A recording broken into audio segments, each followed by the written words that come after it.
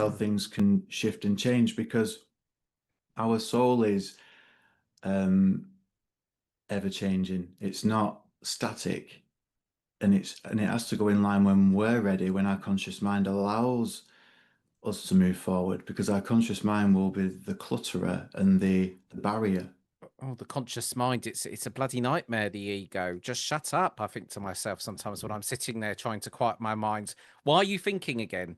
I think, do you know what? My relationship, and the reason we talk so much about sitting on the power in this podcast is because, Adam, you make a very good point. You know, we are connecting to something we are already connected to. We're not, having to fish out the telephone number from our back pocket to dial it in and, get a connection.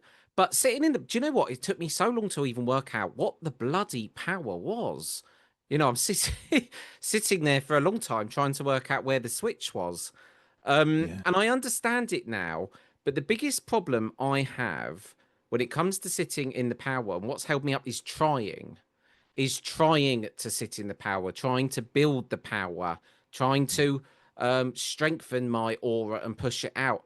And even I've realized when I get a bit of evidence in my mediumship, the first thing I do is it goes up to my head and I go, and I don't even realize I'm doing it. And sometimes I'll sit there trying to sit in the power, here we go, trying to raise my energy, wondering why the hell I'm not feeling anything.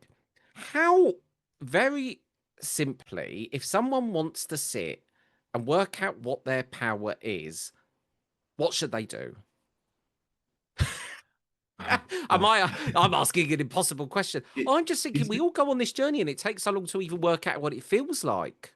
yeah, and I think as well it's something along the lines of when so obviously, like I said, when I first was introduced to sitting in the power, it was with Glyn Edwards, and he was um the person in my opinion about sitting in the power, having his CD and actually going Oh, through that's it. a really good CD, that CD, I have to say. It is, and it's something that, at that time in my life,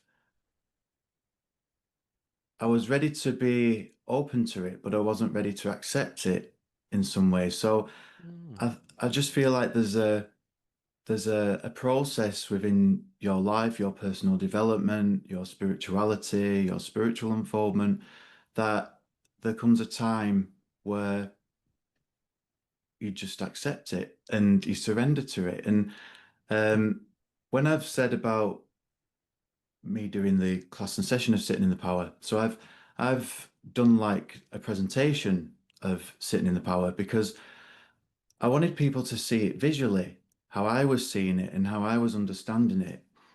Because I'm a visual learner, and it's sometimes when someone's describing something in words, you're creating a picture that may not be what's trying to be presented by the person that's saying it. So having analogies about things, simple analogies, and uh, you know, saying what the power isn't as well, to know what the power is. That's a thing. So when we talk about God, we've said this before on the previous podcast, but some people have a problem with the word God. So I had a it's problem with it for a long time, and I think we said that before. And I yeah, think I've only recently come to be at one with God, if yeah, I can say yeah. that. Yeah. Well, that's because you've experienced the power.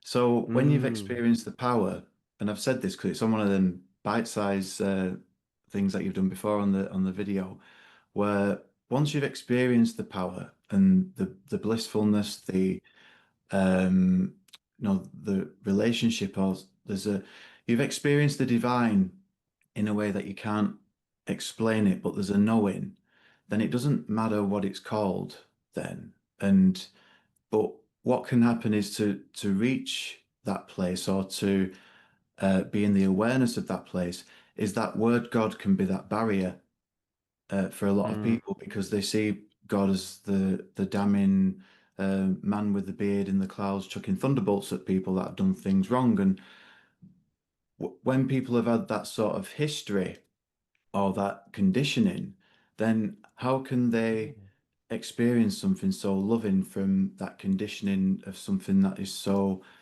um I don't know, I can't find the word, But do you know damning what? or I do agree, and it can be anything that blocks that because I guess what it can be the word God, but for me at the beginning, I used to go on because our conscious mind will be the clutterer and the barrier.